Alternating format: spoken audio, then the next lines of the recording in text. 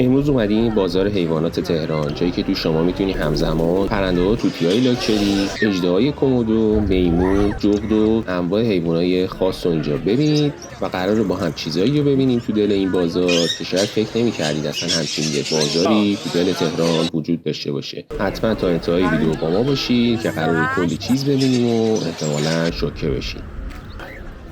سلام و درود به همگی، امیدوارم حالتون عالی باشه. امروز اومدیم یکی از متفاوت‌ترین بازارهای تهران، بازار پرندگان خلیج فارس. این بازار تو جنوب غربی تهران و حوالی اتوبان آزادگانه. با یه سرچ ساده میتونید آدرسش رو پیدا کنید. سالهاست یکی از معروف‌ترین مراکز خرید و فروش انواع پرنده و حیوانات و لوازم نگهداری حیواناته. حالا قراره امروز با هم همه جای این بازار رو بگردیم، از ساختمون اصلی که پر از توتیای خاص، پرنده‌های زینتی و گونه‌های کمیابه، تا فضای باز که انواع کبوتر و کبک و بلدرچین و پرنده‌های دیگه خرید و فروش میشن. اون طرف اتوبان هم بخشی وجود داره که حیوانات دیگه‌ای مثل میمون، مار، همه چی شما میتونید تقریبا پیدا کنید. حالا امروز می‌خوایم خودمون بریم ببینیم که اونجا چه خبر و واقعا چه چیزایی پیدا میشه. قیمتاش هم با هم بپرسیم. اگر شما کنجکاوید که این بازار از نزدیک چه شکلی و چه اتفاقاتی داخلش میفته و همچنین قیمت حیونا رو بدونید، تا آخر این ویدیو همراه باشید چون قراره چیزای جالب و متفاوتی ببینیم. بریم که شروع کنیم. خب بریم اول از ساختمان اصلی بازار شروع کنیم، جایی که بیشتر پرنده‌های زینتی و خاص اینجا نگهداری و خرید و فروش میشن. همین که وارد میشی، اولین چیزی که توجهت رو جلب میکنه صدای پرنده و تنوع عجیب گونه‌های مختلفه. از توتیای برزیلی و کاسکو گرفته تا انواع مرغ عشق، عروس هلندی، گیرینچی، کاکادو و پرنده‌های زینتی دیگه که هر کدوم حالا طرفدارای خودشونو دارن. بیشتر افرادی هم که به این قسمت میان دنبال پرنده‌های خانگی و زینتی هم. برای همین فروشنده هم اطلاعات خوبی درباره نگهداری، تغذیه، حالا شرایط زندگی هر پرنده در اختیار خریدارا میذارن که با هم دیگه حالا میریم این اطلاعات رو میگیریم.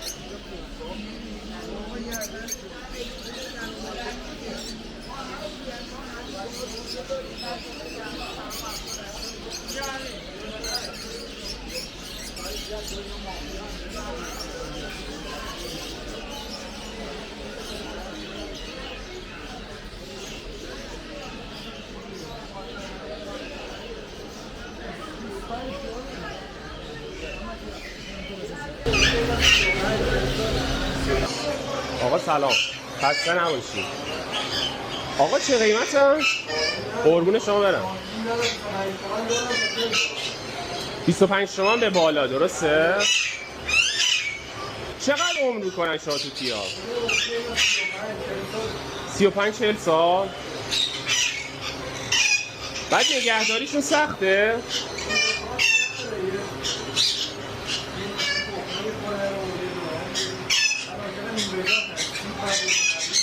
آها، میوه و اینا دوست دارم. بعد مریضیشون چی؟ مریضی اینا ندارن؟ واکسنی چیزی بخواد احتیاج؟ آها آها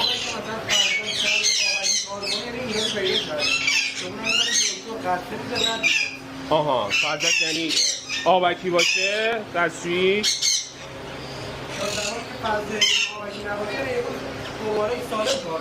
درسته. اینا چی میشن؟ توتی خورشیدی. اینا چه قیمته؟ 15 تومن تا 20 تومن. جسارتا اینا چی میشه؟ اینا خوشگله. راهب آب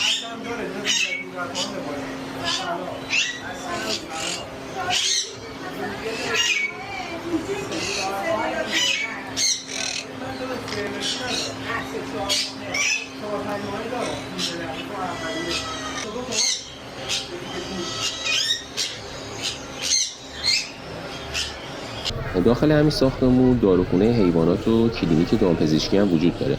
یعنی حالا اگه کسی پرنده یا حیوان خونگیش مشکلی داشته باشه میتونه همینجا حالا دارو تهیه کنه یا از دامپزشک مشاوره بگیره که حالا این باعث شده فقط محل خرید و فروش نباشه و خدمات مربوط به نگهداری اینجور پرنده و حیوانات تو همینجا ارائه بشه.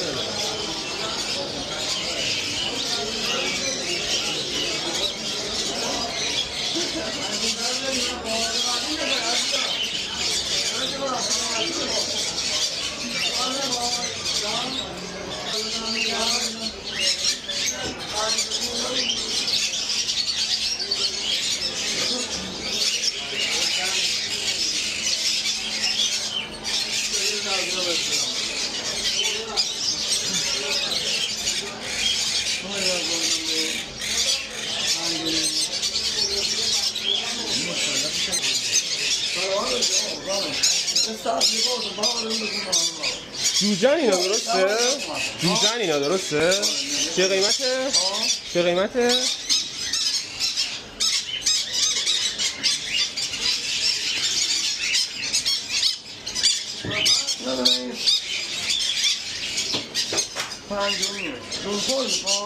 جان آره دیگه دون خور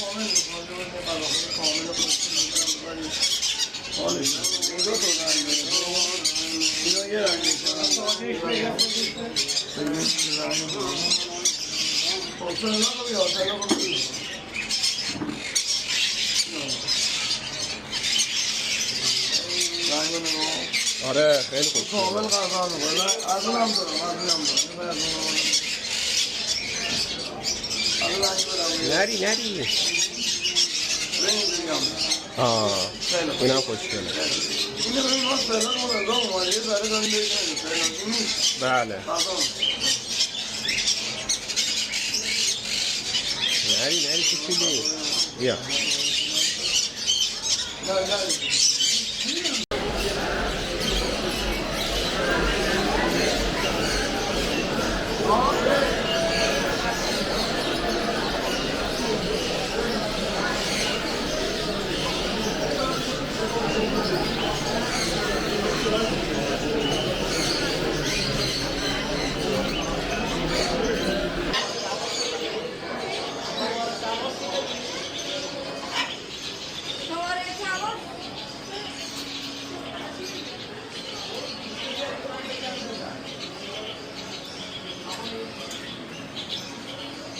آقا سلام، خسته نباشید. جسارتا چه قیمته؟ چه مدل اسمش چی میشه دقیق؟ بلوکار. گرونترینشه دیگه درسته؟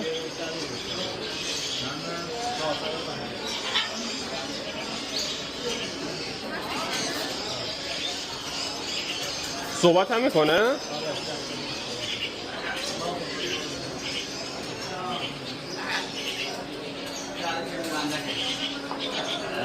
قربون شما برم. نگهداریشون سخته؟ هیچ کاری نداره.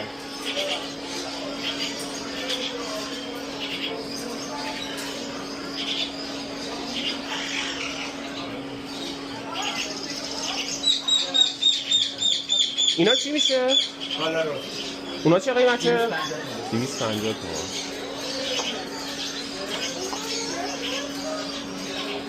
بس داره باز میکنه.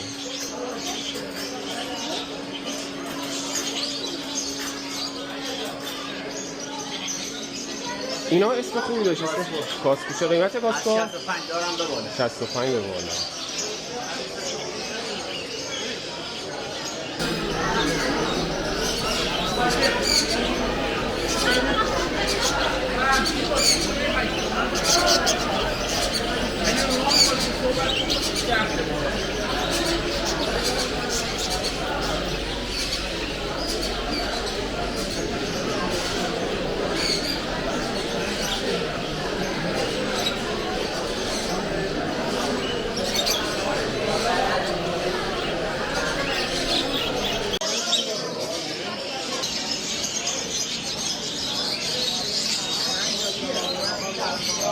پینچ هم داره.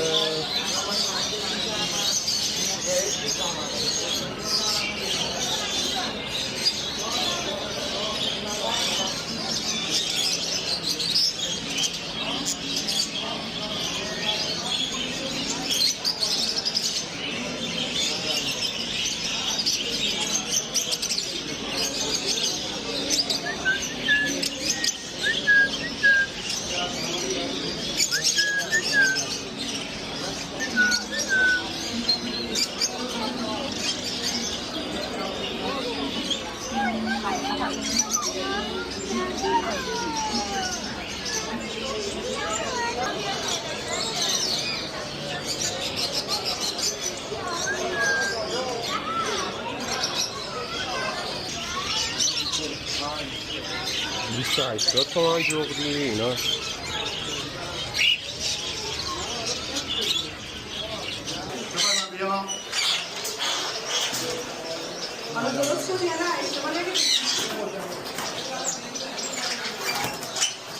خسته نباشید. تعطیله؟ خواهد.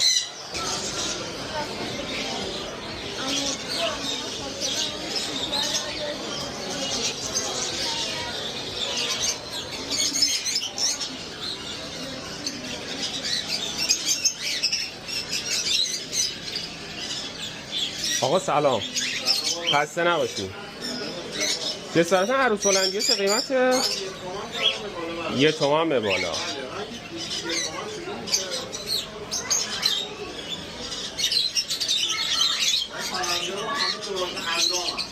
درشنده آره میبینم، آره ماشاءالله. جوجه به بالا. برزیلیا چه قیمته؟ 1 تومن تا 3 تومن.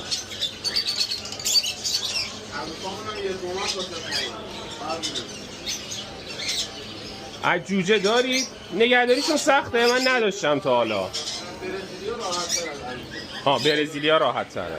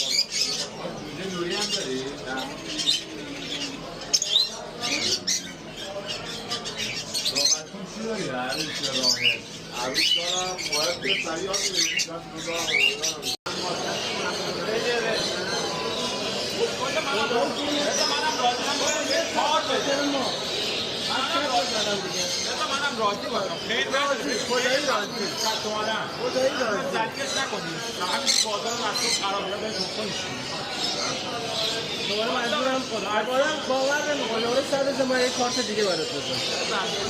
ما غیرمون دلخوشیمون 100 تومن نمیاد دیگه، راه نمیاد. خب داشته باشه من راهم دوست ندارم تو هم دستور بدم. آره دیگه. من بلد نمی‌شم دستور بدم، ولی مال منم راه داشته باشه منم بتونم بفرمایش کنم ابراهیمی. پرنده گرون داره میشه. پرنده هم صادرات داره باز میشه. صبح کردن صادرات پرنده گفتن پرنده صادراتش باز میشه. پرنده صادراتش باز 3 برابر میشه. یعنی این راهی که الان مثلا میره دیگه. 45 میلیون 50 میلیون اون همش کیلو. خب بریم با هم دیگه سراغ یه بخش بازار که حال هوای کاملا متفاوتی داره. اینجا بیشتر مغازه‌ای می‌بینیم که حالا اون پرفایی می‌بینیم که وسایل نگهداری پرنده و حیونا رو می‌فروشن، از قفس و انواع مختلف دون و ظرف آب و غذا و مکملات غذایی، هر وسیله‌ای که کلا برای نگهداری پرنده نیاز باشه اینجا می‌بینید. کنار این مغازه بخشای فروش مرغ و خروس و اردک و حالا اون تخم مرغای رسمی و یه سری مرغ و خروس‌های زینتی هم اینجا می‌فروشن، به فروش میرسن. بیشتر پرنده‌هایی که برای پرورش و نگهداری اینجا خرید و فروش میشن، کسایی هم که علاقه دارن برای همین خاطر میان تو این بخش. چیزی که بخش جالب میکنه تقریبا هر چیزی که برای نگهداری یه پرنده لازم داشته باشید، از وسایل ساده تا کلا تجهیزات تخصصی اینجا میتونید پیدا کنید.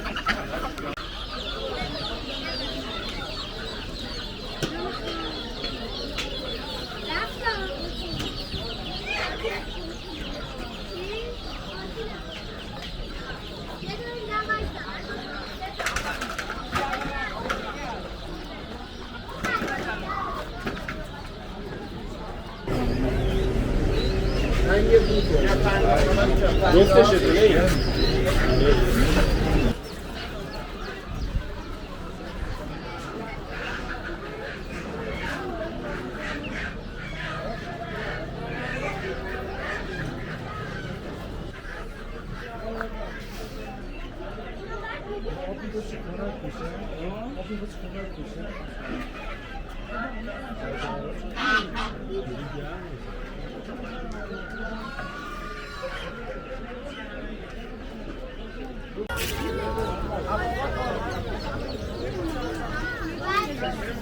خب حالا رسیدیم به شلوغ‌ترین و پررفت‌وآمدترین قسمت بازار، فضای بازش. اینجا دیگه خبری از اون ویترین‌های مرتب و اون مغازه‌های لوکس نیستش.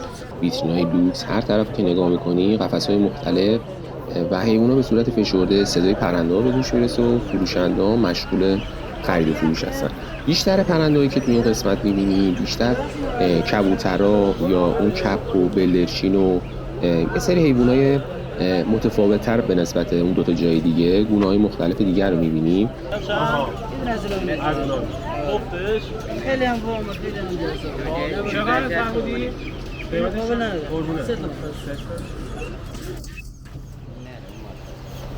این نره اون یکی ما.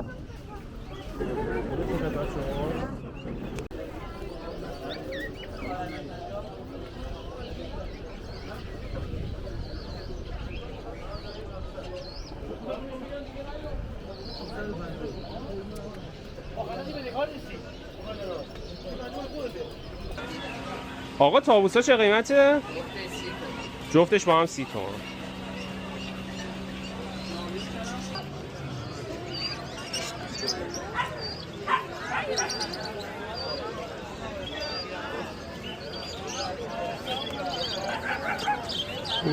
عقابا رو شاهین عقاب دارن میذارن تو کارتون توی شرایط بدی نگهداری میکنن، قاچاق دیگه.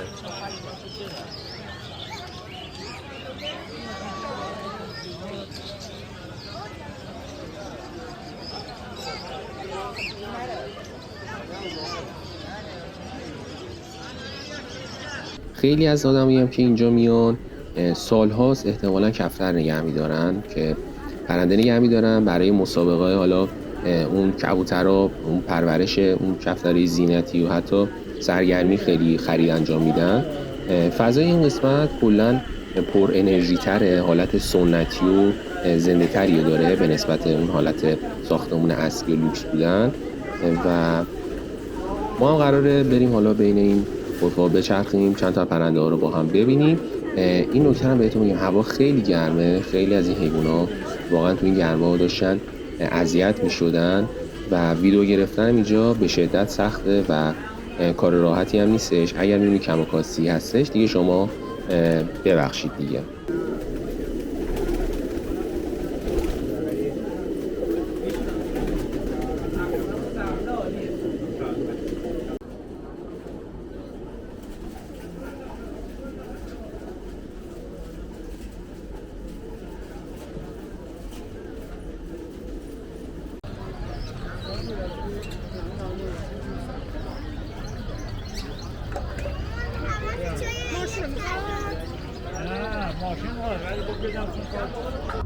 خب حالا کم کم داریم میرسیم به بخشی که شاید عجیب ترین برای یه سری قسمت این بازار، برای یه سری خاص ترین و برای کسایی هم مثل خودم دردناک ترین قسمت اینجور بازار هستش.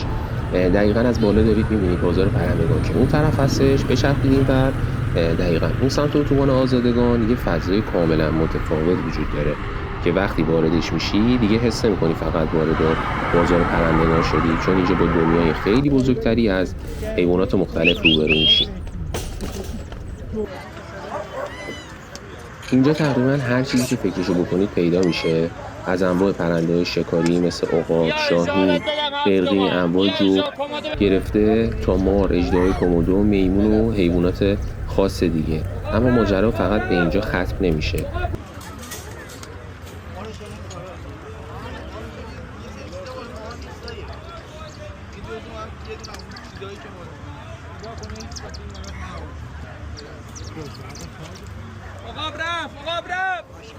عقاب پرواز کرد رفت.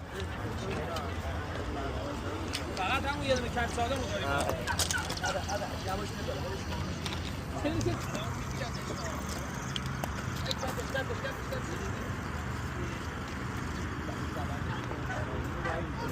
حالا چیزی که اینجا رو خاص میکنه تنوع خیلی زیاده اون حیواناتشه، چون توی چند دقیقه میتونی از دیدن یه پرنده شکاری به یه مار یا یه نژاد خاص سگ برسی.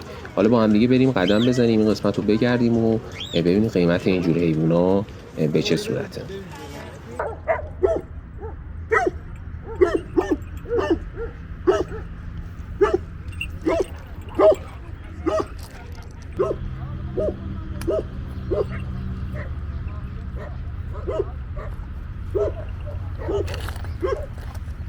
خسته نباشی.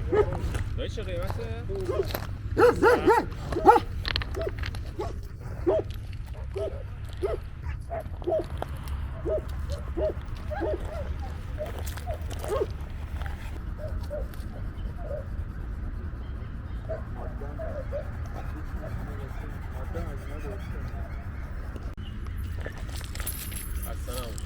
چه قیمته؟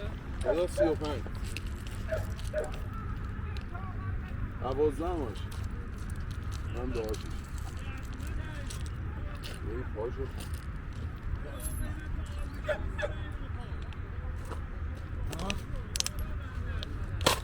بابا شهرور باش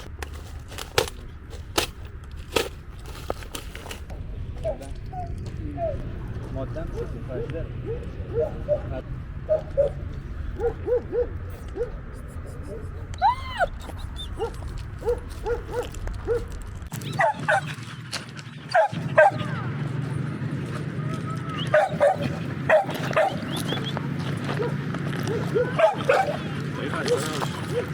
دایی چه قیمته؟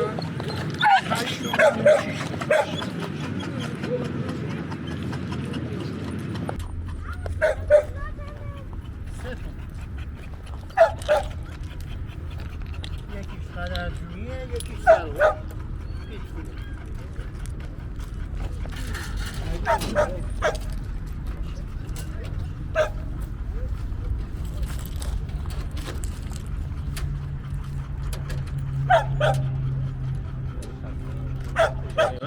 قابل نداره این نجاتش چی میشه؟ شیتزوه؟ شیتزوه توله نگهبان گارد این مخصوص پیشمن نبود صاحبش به ما داد صاحب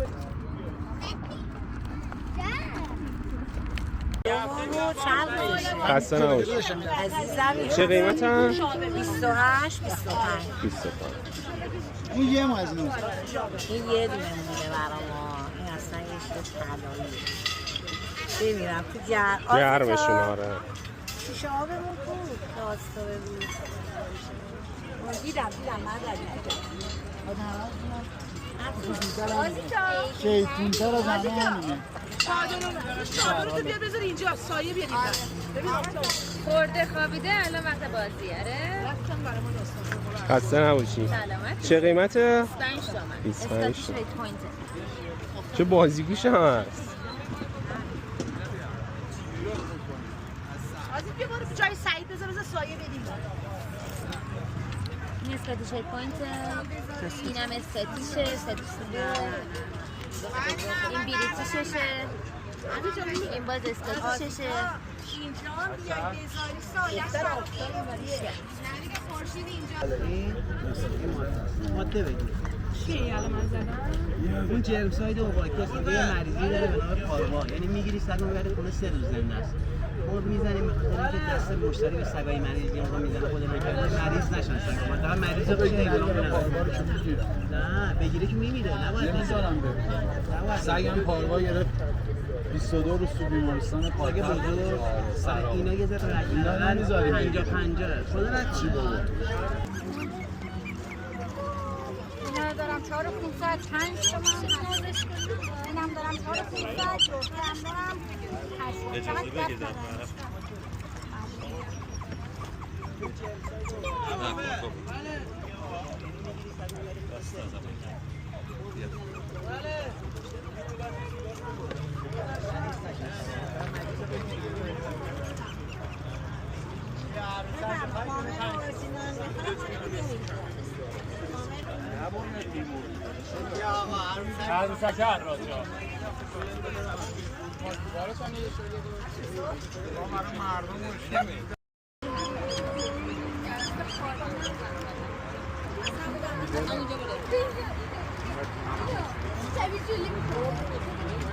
حالا تو این بازار دارید میبینید دیگه، به خاطر اینکه مشتری هم هست فروشنده هم هست که حالا کار اشتباهی گرمای زیاد واقعا خیلی حیونا دارن اذیت میشن.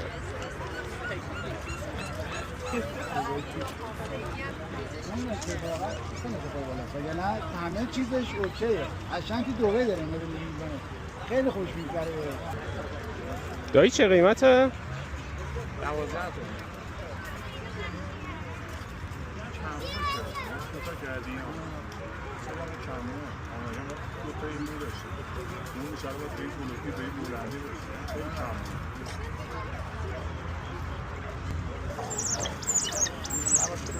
داداش میمونه چنده؟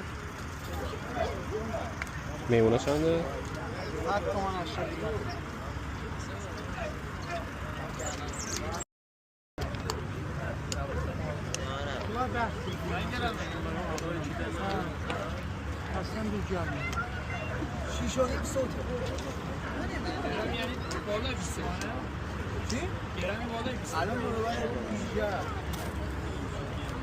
دایی جغده چه قیمته؟ 35.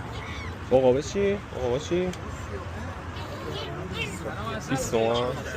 جان؟ همین اومدم ببینم حالا اینا.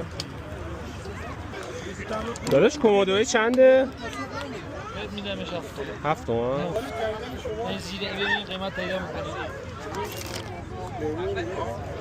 نه ماره رو چند میدید؟ 35. خیلی کمتر میدمش بینم بخریم. چقدر میخوایش؟ جان؟ چقدر میخوایش؟ کمترم بدید. نه اومدم ببینم انشالله بذار رفیقم اوماره. کجا مثلا می‌خوری؟ اون در اومدن اون در اومد رفت. اما یه نکته‌ای که اینجا خیلی توجه تو جلب کرد شرایط نگهداری بعضی از این حیونا بود. این روزا هوا خیلی گرمه و متاسفانه بعضی از این حیونا که اینجا دیدیم داخل قفس‌های کوچیک به نظر می‌رسید که با نیازهای طبیعیشون فاصله زیادی داره. حیوانایی مثل پرنده‌های شکاری، مارها یا بعضی حیوانات خاص در اصل برای زندگی تو طبیعت ساخته شدن، نه برای اینکه مدت طولانی داخل قفس‌های کوچیک یا حتی فضای محدود نگهداری بشن. مشکل اصلی اینجاست که تا زمانی که تقاضا برای خرید این حیونا وجود داشته باشه، عرضه هم ادامه پیدا میکنه. وقتی بعضی از این حیونا مخصوصا پرنده‌های شکاری مثل عقاب، شاهین یا جغد با قیمت‌های بسیار پایین‌تر از اون پرنده‌های زینتی و لاکچری خرید و فروش میشن، بعضی از افراد بدون اینکه اطلاعات کافی درباره شرایط نگهداریشون داشته باشن، اقدام به خرید میکنن. اما نگهداری از این حیونا کار ساده‌ای نیست. هر حیوان نیازهای خاص خودشو داره و نبود آگاهی و نداشتن امکانات مناسب میتونه باعث آسیب دیدن و حتی تلف شدن اون حیوان بشه. حتی تو همین عین که ما داشتیم اینجا میگشتیم با موردی روبرو شدیم که شخصی تعریف میکرد بعد از خریدن یک جغد تنها یک روز بعد از اون حیوان از دست داده بود. اتفاقی که نشون میده نگهداری از این موجودات چقدر نیاز به دانش، تجربه و شرایط مناسب داره.